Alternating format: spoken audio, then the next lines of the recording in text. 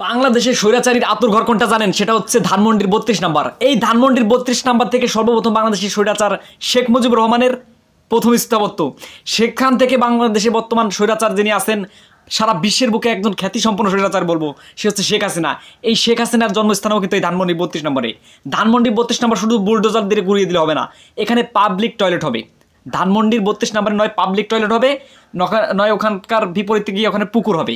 যেই পুকুরে কি বলবো, যাই হোক কাজের কথা বলি, বাংলাদেশের এই ধানমন্ডি ৩২ নম্বর কিন্তু একটা জাতীয় একটা কলঙ্কিতজনক অধ্যায়। এই ধানমন্ডির ৩২ নম্বর কিন্তু থেকেই কিন্তু বাংলাদেশের স্বৈরাচারীর বীজ বপন করা হয়ে থাকে।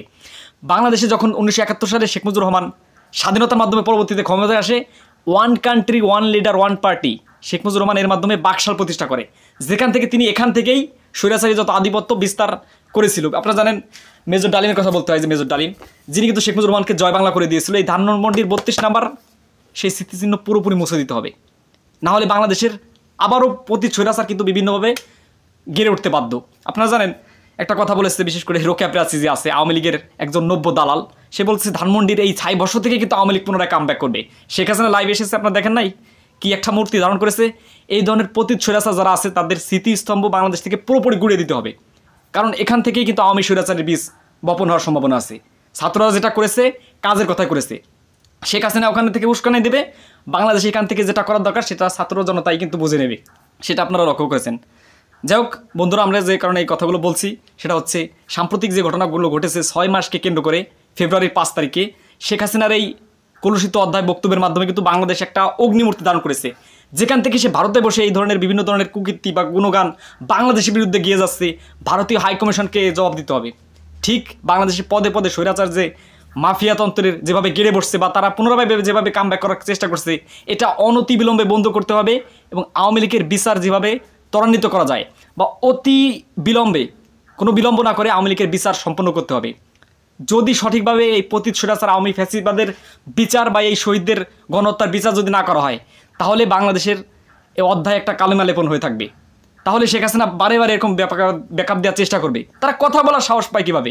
যেখানে একটা পতিত স্বৈরাচার দেশ থেকে পালিয়ে গেছে, সে বলতে বাধ্য যে আমি দেশে অবস্থান করছি। একটা মানুষ কতটা সাইকোপ্যাথ হলে এরকম একটা কথা বলতে বাধ্য, এটা আপনারা সকলেই জানেন। যাই হোক, আমরা একটা মেজর ডালিম চাই, যেই ডালিমের মাধ্যমে বাংলাদেশ থেকে স্বৈরাচারের বীজ পুরোপুরি নিষ্পেষিত হবে। যাই হোক বন্ধুরা, ফাইনালি যেটা বলি আর শেষ কথা, সেটা হচ্ছে বাংলাদেশে অনতিবিলম্বে ডক্টর মোহাম্মদ ইউনূস প্রশাসনের মাধ্যমে সংস্কার কমিশনের আগে সর্বপ্রথম যেটা করতে হবে সেটা হচ্ছে পতিত স্বৈরাচার আওয়ামী লীগের বিচার। বিশেষ করে যারা এদেশে এখনও বিভিন্ন স্বৈরাচার মাথাচাড়া দিয়ে উঠতে চায়, লিফলেট বিতরণ থেকে শুরু করে বিভিন্নভাবে শেখ হাসিনার ফলালাপের মাধ্যমে যারা পুনরায় আওয়ামী লীগকে বিএনপির কাঁধে বসে বা যে কোনো রাজনৈতিক দলের কাঁধে বসে ব্যাকআপ দিতে চায়, তাদেরকে আমাদের দেখে নিতে হবে। এটাই হচ্ছে আমাদের কাজের কথা। বাংলাদেশে এই ধরনের স্বৈরাচার যারা পুনরায় বাংলাদেশে মাফিয়াতন্ত্র কায়েম করতে চায়, বাংলাদেশে কামব্যাক করতে চায়, তাদেরকে আমাদের এক হাত নিতে হবে। পতিত স্বৈরাচার শেখ হাসিনা যদি পরবর্তীতে কোনো ধরনের উস্কানি দেয়, তাহলে পরিস্থিতি কিন্তু আরও ভয়ানক হবে। ছাত্র জনতার পক্ষ থেকে এটা আমাদের একটা অভিপ্রায় থাকলো। তো সবাই ভালো থাকবেন, সুস্থ থাকবেন। ডক্টর মোহাম্মদ ইউনূস প্রশাসনের কাছে আমাদের অনতিবিলম্বে দাবি, অবিলম্বে শেখ হাসিনাকে দেশে ফিরিয়ে এনে কার্যকর যে বিচার ব্যবস্থা সেটা করতে হবে। এজন্য ভারতীয় হাইকমিশনকে অবশ্যই চাপ দিতে হবে। ভারতের সাথে সম্পর্ক আমাদের পুরোপুরি কাটিং। ভারত আমাদের এতদিন পানির ন্যায্য হিস্সা সীমান্তে যেভাবে হত্যা করেছে বা বাংলাদেশের উপর বিচার বহির্ভূতভাবে যে প্রত্যেকটা হত্যাকাণ্ড, বিশেষ করে আল্লামা দেলাওয়ার হোসেন সাঈদী থেকে প্রত্যেকটা আলেম ওলামার বিরুদ্ধে এই ভারতীয় স্বৈরাচার মাফিয়াতন্ত্র শেখ হাসিনার মাধ্যমে কিন্তু একটা পুতুল সরকারের মাধ্যমে শেখ হাসিনাকে টিকিয়ে রেখেছিল এই ভারত। আর এই ভারত কিন্তু নানামুখী প্রচেষ্টার মাধ্যমে শেখ হাসিনাকে আবার লেলিয়ে দিচ্ছে। আমাদের খুবই সতর্ক থাকতে হবে। যাক, সব ভালো থাকবেন, সুস্থ থাকবেন। বেশি কিছু বললাম না। আর বাংলাদেশের প্রতি স্বৈরাচার শেখ হাসিনাকে, তার পিতাকে যিনি জয়মালা করে দিয়েছিলেন এই মেজর ডালিম, তার প্রতি শ্রদ্ধা এবং সম্মান জানিয়ে আমাদের আজকের এপিসোডটি শেষ করছি। আপনাদের সাথে দেখা হবে নতুন আরেকটি এপিসোডে। স্বৈরাচার শেখ হাসিনার বিচার অনতিবিলম্বে বাংলাদেশে কার্যকর না করলে এই স্বৈরাচার আবার মাথা চাড়া দিয়ে উঠবে। এদের বয়স যত বেশি হবে, এরা কিন্তু কোনোভাবে থামবে না।